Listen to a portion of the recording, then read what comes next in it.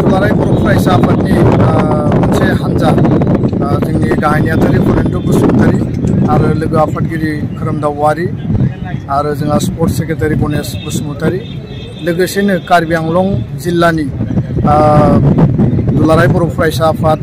UBPO एक्स BLT welfare society आरो लोगोसे दुलाराय हारिमु आफाद बर' थुनलाइ आफाद कसारी समाज जों गुबुन आफाद जहै थांनाय 2020 मायथाइयाव जालांनाय 27 जानुवारियाव जालांनाय बिटिआर सुक्तिनि जि दफा दङमोन बे दफाखौ मावफुंनायनि सायाव मोनसे रिभिउ डिसकासन दिनै खालामनाय जायो होम मिनिस्ट्रि डिपार्टमेन्टनि additional secretary north east Piyush Goyal आरो adviser to north east MHA AK Mishra बिथांजों आरो प्राय आधा घन्टा बेयाव सावरायनाय जायो गिबि दाबि हिसाबै जोङो बेखौ सुस्रांनायनि आरो इमप्लिमेन्टेसन हिसाबै जों लाखिदों सुक्तिनि 3.1 बेबायदियै जि सीमा बारायनायनि आरो गामि सोसननायनि जि मोनसे क्लज दङमोन आरो बे एकर्डनि बे वान अफ द मेजर क्लज बेखायनो जिहेतु रिपर्टआ 2 बोसोर जालांबाय रिपर्ट खालामनाया आरो नैबे जि कमिसन आशिष कुमार भुटानी बिनि सिगाङाव PP बार्मा दं बिथाङा रुंसारि जाबाय दा आशिष कुमार भुटानीनि जि टार्म बे टार्मआ फैबाय थानाय 31 मार्च 2022 आव जोबगोन दा बेखायनो बिनि सिगां कमिसना रिकमेन्डेसनखौ सरकारनो हरनांगौ आरो नटिफिकेसन होनायनि गेजेरजों बै समाव जोङो गामिनि लिस्ट होखानाय बायदियै एरियानि लिस्ट होखानाय बायदियै सनितपुर बिश्वनाथ गहपुरनि सिमुलुगुरिसिम बड' सोमावसारग्रा आफाद आन्दलनकारिफ्रा जि लिस्ट जमा होनाय बे गामिफोरखौ थिसननायनि गेजेरजों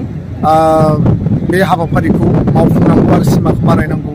नैथियाव जोङो होदों जे कार्बि आंलंआव थानाय रायजो जानाय बर' कसारी बे जोंनि सुबुंफोरखौ ST हिलनि मर्यादा होनाय आरो बेयाव मोनसे एमिकेबल फर्मुला दिनै जादों जे कार्बि सुक्ति जालांबाय बिटिआर सुक्ति जालांबाय दा कार्बिफोराबो प्लेन्सआव प्लेन ट्राइब लुबैदों आरो बर'फ्रा हिल ट्राइब लुबैदों दा भाइस भार्सा सल्युशननि मोनसे लामा दङ आरो बेखौ होम मिनिस्टार बिथांनि पलिटिकेल लेभेलनि इनिशिएटिभनि गेजेरजों सुस्रांनो थाखाय जोङो दाबि होदों आरो बे बेलायाव डिपार्टमेन्टनिफ्राय दिनै जोंनो बुंबाय जे बेयो ट्राइबेल एफेयार्स मिनिस्ट्रियाव दङ आरो बेखौ उननि समाव गोख्रैनो मुभ खालामनाय जागोन बे खोथाखौ बिथांमोना होदों बाउन्डारि कमिसननि बेलायावबो टाइम बाउन्ड माने रिकमेन्डेसन होनायनि थाखाय government of India government of आसामजों सावरायगोन आरो कमिसनजों सावरायगोन बेनि अनगायैबो जोङो माखासे दिनै जों मेजर दाबि लाबोदों बेफोर जाबाय जे NDPनि बारग' जोंनि आफादगिरि रन्जन दैमारि बिथांखौ सेन्ट्रेल जेलनिफ्राय हगारनांगौ NDPनि जेसेबां दैदेनगिरि आरो केडारफोर दङ बिथांमोनखौबो सेन्ट्रेल जेलनिफ्राय दिहुननांगौ आरो गुबुन जेलाव थानाय भुटानाव थानाय अरुणाचलाव थानाय गासैखौबो रिलिज होनांगौ केस बाय केस लासैनो केसफोरा जोबलांगोन किन्तु गोजोन गोरोबथा जानायनि उनाव बयबो जाहाथे लांदां अख्राङाव थानो मोनो आरो पार्मानेन्ट पिसआ फैयो बिनि थाखाय जोङो भारत सरकारखौ दिनै फिन खेबसेबाव जोङो रिमाइन्डार होदों बर' इयुथफोरनि थाखाय स्पेशल रिक्रुटमेन्ट ड्राइभ बे ड्राइभनि जि हाबाफारि मावनांगौमोन बेयो दासिमबो मावजायाखै आरो बेखायनो दिनै जोङो बेखौ सरकारखौ बुंदों जे प्रि रिक्रुटमेन्ट ट्रेनिंआ बिटिआरनि 9 जिल्लायाव जालांबाय आसामनि गुबुन जिल्लायावबो जागोन दा गोख्रैनो बे रिक्रुटमेन्ट ट्रेनिंआ जिहेतु जालांबाय भारत सरकारनि पारामिलिटारि फर्सेस आरो डिफेन्सनि जि डिपार्टमेन्ट दङ बिथांमोना जोंनि ओनसोलाव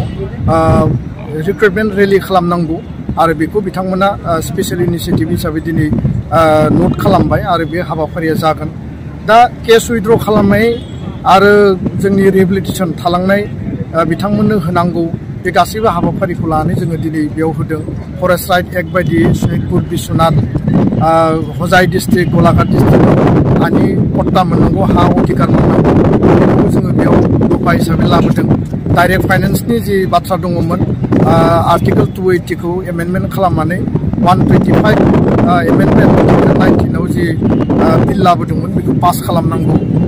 बिनि अनगायैबो सेन्ट्रेलि फान्डेड जिखिनि इन्स्टिट्युसन गायसननो गोनां दङ 1500 कोटी थाखाजों बे जिखिनि प्रपोजल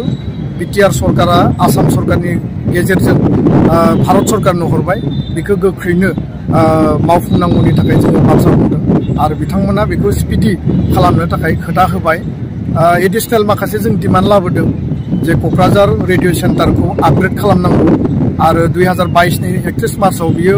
बन्द जागोन होननानै मोनसे नटिस होदोंमोन बेखौ बन्द खालामनाय आरो बेखौ स्ट्रिक्ट बिथांमोना बेबस्था लागोन होननानै बुंबाय NTPC बङाइगाव जे रिफाइनारि दङ बेयाव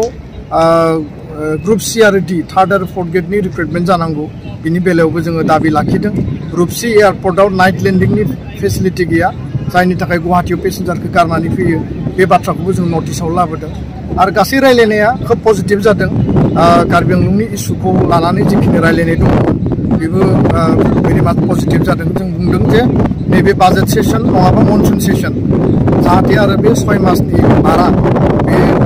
बाथ्राखौ जोङो बुंदों बेयो थाबनो जाहाथे मावफुंनायनि बाथ्राखौ जोङो